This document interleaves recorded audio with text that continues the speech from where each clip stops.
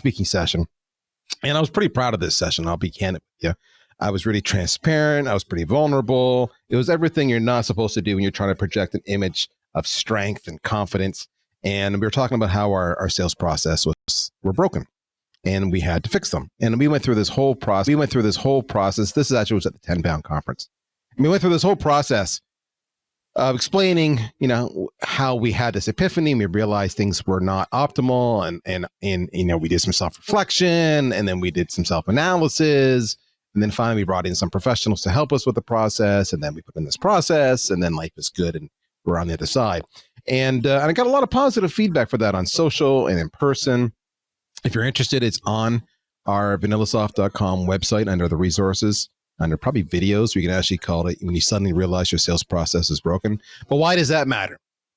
It matters because my wife heard me talking and she's like, holy smokes, Darryl, you are swearing a lot in that. Like you have a little potty mouth. And I try to avoid that, candidly. I try not to have a potty mouth. In fact, I had a session not too long ago, a few months ago with Keenan.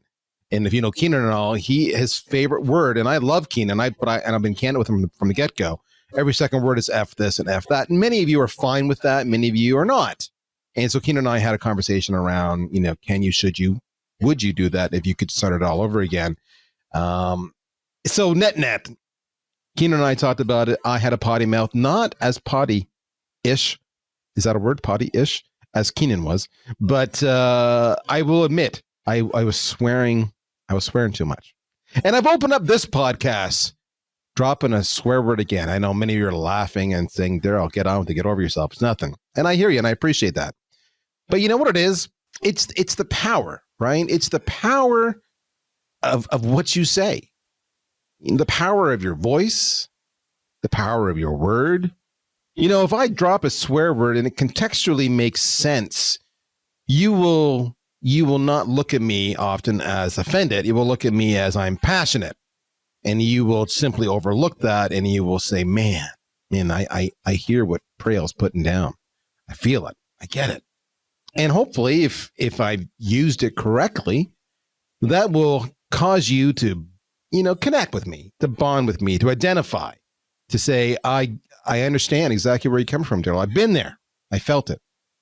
And that builds our rapport. And so I sometimes swear on occasion. Not intentionally, my emotions get the best of me. But there are times when I have done it on intention. I want to make a point. And I'm not saying it's right or it's wrong. What I am saying, though, is that the power of the voice, the power of the spoken word, what you say matters. People are listening. And that's really huge. You have to think about that. Because you folks, you make your money for a living talking to people. And understanding that, you need to be so cognizant of whether your voice and your words are working for you or they're working against you. I've had it work against me, and I've had to backtrack and I've had to apologize. But I've learned over time how to tell a story better, how to adjust my style to the person I'm speaking with. I've learned how to equip myself to have the right tools of the trade to optimize any gifts I've been given. For example, I'm talking to you right now on a $500 microphone. Do I need to talk to you on a $500 microphone? Not necessarily. A $60 or $100 microphone probably be 90% as good. But in this case, I wanted to speak to you and make sure that I sounded good and that you associated the quality of my voice and the quality of my production with the quality of my product and the quality of my service. That you trust me more because I sound credible than you perhaps might trust somebody else. I know I'm sharing my secrets with you, and feel free to take them, do whatever you want to with them, leverage them. You can give me credit. You can take it all yourself. I don't care. But I do want you to know something here. Your voice, it matters. What you say, how you say it, how it's heard will have a significant impact on your career success. If you're selling, your voice stands out. We talk about sales skills on inside sales. Talk about being marginally better And yet, I don't think anybody's ever talked about the power of the voice and the power of what you say. So imagine my surprise when all along my good friend Denis Champagne from Lotus Communications reaches out to me and says, Darryl, we need to talk about the power of the voice. It's something he's passionate about too. I did not know. And so we got to jamming, as we do on that social media thing. And it was amazing how much in line we were. And I was right away, I was like, dude, I've got to get you on the show. I've got to get you on the show because no one's talking about this. And I think it's a skill. It's a real skill that my audience needs to be aware of, needs to work on. It's one little thing, but it can make such a dramatic shift in how they're perceived. And he's like, I'm in. So eavesdropping this entire conversation, as they always are, is my guest today. Let me introduce you to Denis Champagne. Denis, welcome to the show, my friend. Thank you so much, Darryl, for accepting my invitation and, having me come on with you. It's great. You're just awesome. Oh my gosh, I did not pay him to say that, folks. Clearly, he was overwhelmed by the power of my voice. That's the only thing I can chalk that compliment up to. So talk to me, Denis. This is something that's really near and dear to your heart, the power of the voice. And I love the fact that you approached me on it. Why is this so special and important to you personally? Great question. A great start. Well, it's because I loved my first influence was my mother when she organized in her home Tupperware parties. I don't know if you remember that. And my mom had this long cord telephone hanging from the wall, walking around the kitchen, handling the spaghetti sauce, feeding the kids at the table, greeting a lady neighbor, come on in for coffee, sit down. And she would be multitasking. But her joy to help other people and to assemble people together was such an inspiration to me. And she was always on the phone talking to all kinds of people to help. When she passed away, the church was full. So that told me a lot about the influence of her life.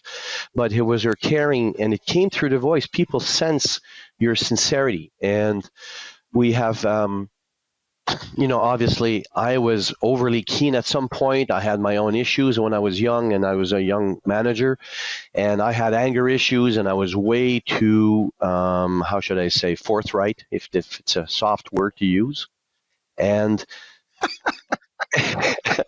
you were candid? Yeah, all of those kind of synonyms to say that I was just a little bit too much. I was just too much and infatigable and over the top. So people, after a while in my business, I started not generating much business because people just said you're too much. And that failure or that temporary defeat stimulated my awareness and said, okay, where am I missing? And I looked to my activities on the phone, which was the only tool back in the 90s to use. And when I got my call center set up, because I ran a call and owned a call center, that's when I started realizing that some of my people also were over the top, and some of them were under the top, and some were flavorful and beautifully harmonic and melodic in their voice, without much verbal or textual or wordy and verbal eloquence, but their ability to stimulate and seduce and empower themselves by an engagement with someone, and people would love to listen to them, and they make the sale. So I said, there's something there that I need to transform personally. So I took on a process of looking at myself in the mirror. And most salespeople, obviously, to their disadvantage, fail to take a hard look at themselves. But selling is a performance profession. It's not, as Brian Burns says when I had a podcast with him, it's not a knowledge profession. It is a performance profession. So you have to be on the ball when you speak to people, and you have to engage them. And the beauty of the voice is, obviously, I've had to work on mine and my temper and all of that transformational inner stuff. So my message is, look to within to get a better result from without. And my thing, my dada, where I had to change was the voice. So that's how I became more aware of it. And it's done very, very well for me over the last 15 years. So this is something that's very personal to you. You were influenced as a child by your parents, someone close to you, your mother in this case, You witnessed it firsthand, and then you went through your own life lessons. You realized you had some failures, you had some reflection.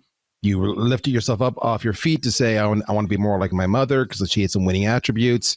You built your own call center, and then you could watch again firsthand other individuals have this exact same success, which is really interesting because I'm sure there's many people out there right now going, well, I do just fine selling. Thank you very much. So I can assume my voice is fine or my voice is not working against me.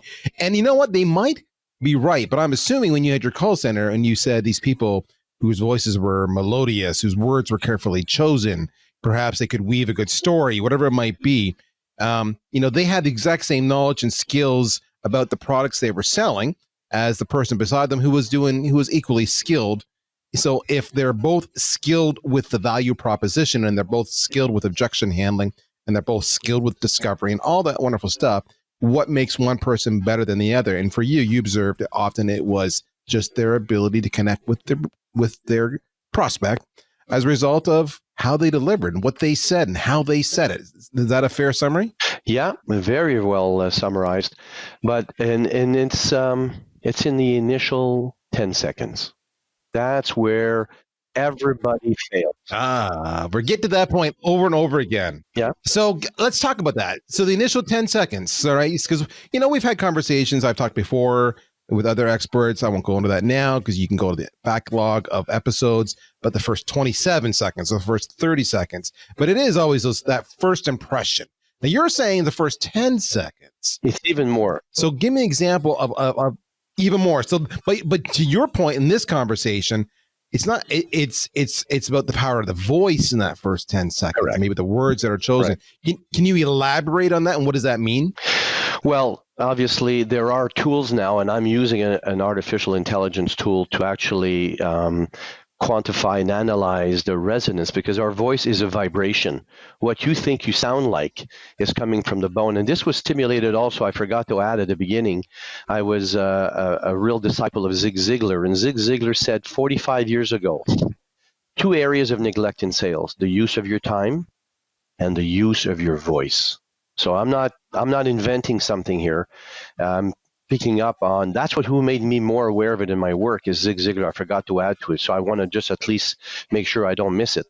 Zig said, use your voice and record your voice and practice. And I'm going to jump in here, folks. If you guys haven't ever listened to Zig, now Zig, of course, has passed along. He's got his son in taking over his practice. But if you had a chance, listen to him on old recordings. My first sales job, I had cassettes of Zig's that I would just listen to on my way to, because I was selling copiers door to door, as many of you know. And so I had time, and he was instrumental. I remember him, total sidebar, going in a conversation. It made me so self-aware. He's like, when that guy cuts you off and speeds away in the road and you're cursing them out and you're like, yeah. And him saying, yeah, he's oblivious.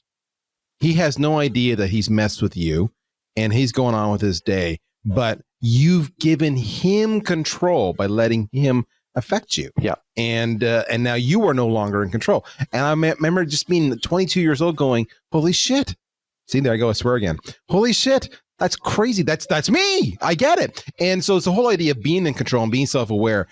Zig was very influential to me early on, but total sidebar, love Zig Ziglar. Yeah. So I love that you were inspired by Zig's, because he's like the godfather of sales. He was my mentor, yeah. I still have the book here, Secrets of Closing the Sale. I go to it from time to time just to also get, some cues and stuff. But I've actually have the MP3 recording of a place in his recordings on Secrets of Closing, where he talks about that part of, take a cassette recorder, go into your office, close down the doors, and listen to yourself, and it can make a tremendous impact on your sales. And I didn't fully believe it at that time, but as you grow older and you become more aware, and you hopefully become more aware, and you work on this because you care about succeeding, and you have to care with a capital C, obviously.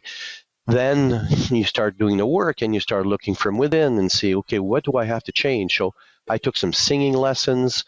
I took some acting lessons. I went to Dale Carnegie. I became and I graduated, and then I became a graduate assistant 9 times over the last 25 years, just to see how other people, make me feel and how I make people feel. Zig was also a powerful influence in my life. But to come back, so there's many things you can do, and I have found that the first 8-9 seconds after practicing it. And by the way, I used to sell copier, toner, and paper in my phone room in Toronto back in the early '80s. So, you're in copier sales. I was in the copier ink and all that stuff. So yeah, your supplies. Yeah. I used to take my watch and put it in front of me and make sure that in the first 10 seconds, I would connect with the person. You get someone to answer back, I'm fine, and how are you? And my goal still to this day when I speak with executives, because I've been doing prospecting B2B for clients for the last 12 years on a per mandate basis. And I always go back to this 10-second formula. And I finally found a formula that works. And it's the following. So let's say you're Darryl and I call you Mr. Prail, right? So you answer the phone and you say, hi, how are you? Hello, and I will go on. Go ahead. Darryl speaking. Oh, hi, Mr. Prail? Yes. Oh, hi, Mr. Prail. Mr. Prail, it's Denis calling on behalf of Lotus Communications. How have you been? I have been well, Denis. Thank you. How can I help you today? Exactly. So it's calming. You see, you responded, you started very high pitch, and you came down. I did. And that was involuntary, folks. This is not planned. So that's the power of the voice right there. Correct. And I want to take a person to a place where they're calm, because if they're on their computer or they're looking at a document and they take the call and they're, you notice I mentioned your name 3 times? You did, and I love to hear my name. I know. That's why I said it. And so, because I'm doing it for a purpose. The first one is, Mr. Prail, I want to make sure I'm speaking to the right person. You answer yes. I say, oh, hello, Mr. Prail. Mr. Prail, my name is Denis. I'm calling on behalf of Lotus. How have you been? Very calm. How have you been implies that we have a relationship from the past, not in the moment. How are you now? So those 3 components are an instrument of connecting humanly. And your voice in that delivery will and it's not something I can explain because I'm not a psychologist, but the research I've done, the documents I've read, even the work I'm doing now with the AI platform, it actually has done a study on the perception of people, the image you project of calmness and trust. And even Tony Hughes in his book Combo Prospecting says people are carefully listening to who they can trust. That's all they want to know. Can I trust this voice? If you don't follow Tony Hughes, by the way, you should. He's brilliant. He's up there with Ziggs. Way up there, yeah. I told him, actually, I wrote to him and I told him, I said, Tony, I put you up there as Zig, and he wrote back to me with capitals, wow, thank you so much. Like, it was really, but he does care. You can, and I know you care as well, Darryl. That's why I'm doing this with you, because I want to be with winners and not whiners, as we talked about before. Oh my gosh! Oh yeah, the whole idea of being with winners and not whiners, so I think is pervasive. We all want that, right? So part of what we're talking about here is setting yourself up to be perceived as a winner. One of the things I like that you did in that opening too, sounds stupid, and I'd be curious your thoughts on this, was you said hello, Mr. Prail. You didn't say hello, Darryl. Was that intentional or not? It was very respectful. Well, first of all, I didn't say hello. I said, Mr. Prail. I didn't say hello. I don't use hello. And yes, you're right. You're correct. I'm consulting a call center right now, and they had that at the beginning. Well, hello, may I speak with? No, all that stuff. It's stuff. It's not extraneous. It's not indispensable to the success. So I remove it, and I say, Mr. Prail. You say yes. Oh, hello, Darryl. My name and based on how you answer when I say Mr. Prail, I will know instinctively if I can go Darryl or Mr. Prail again. But this is a practice skill. I mean, wisdom is something that you develop. Develop means it's in an envelope and you have to open up the envelope. It's already in you. So wisdom is inherent to us. We just have to cultivate it, work it, just like you're potentially a great athlete. You just got to train for it, right? Same thing with the voice. So talk to me about, like, you came on calm. Right. Do you always want to come on calm, or are there times when you don't want to? Well, there are times where I don't want to, but I know it's the best for the success of my engagement. So I always try and seek.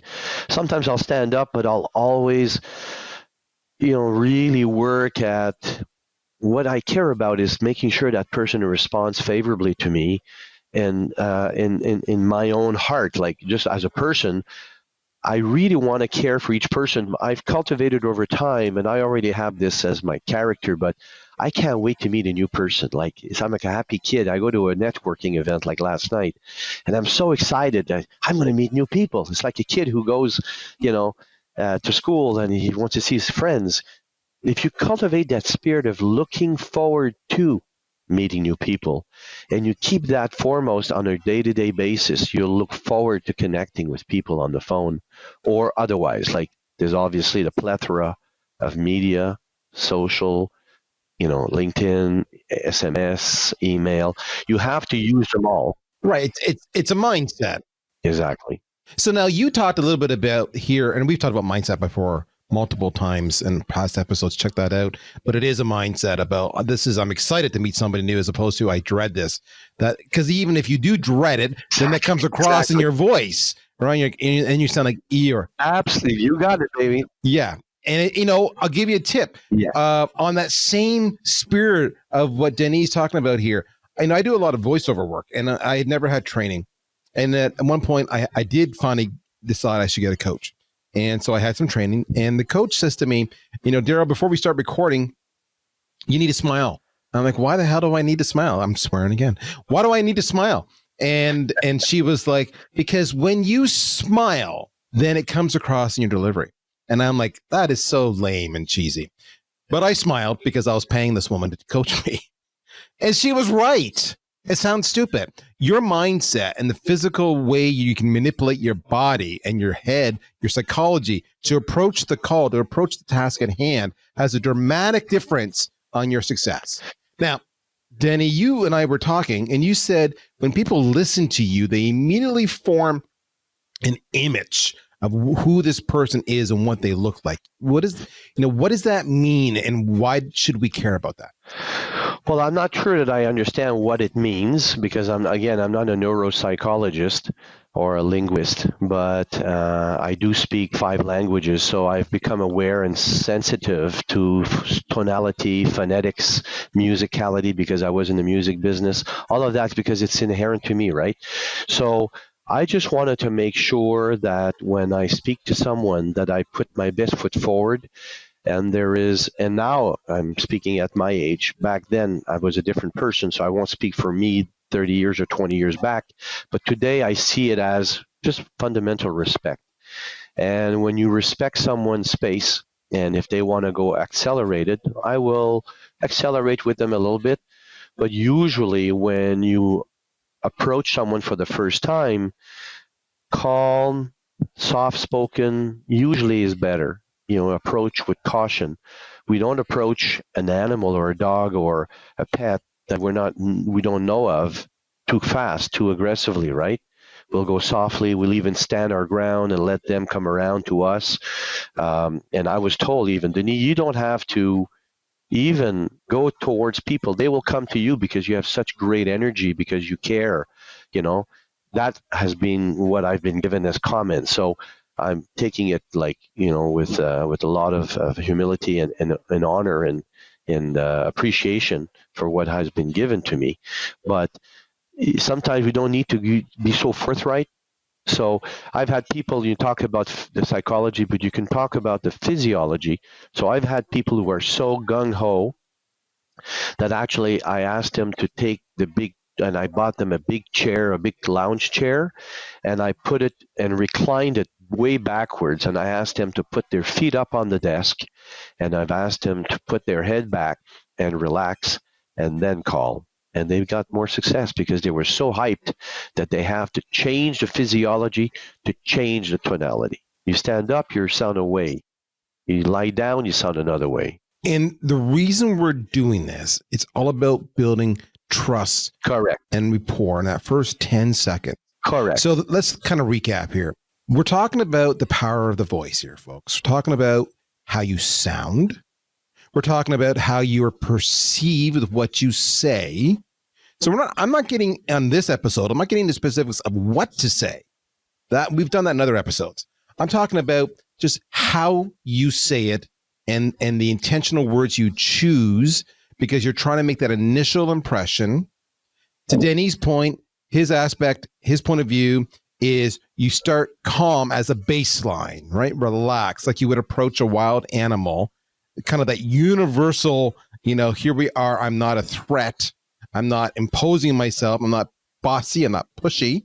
All right. And then you can adjust on the fly so that, again, if you approach that wild animal and they respond with energy and excitement and enthusiasm, then you can change your style appropriately to mirror. We've talked a bit about that. The other thing he's talking about is that selling is a performance profession.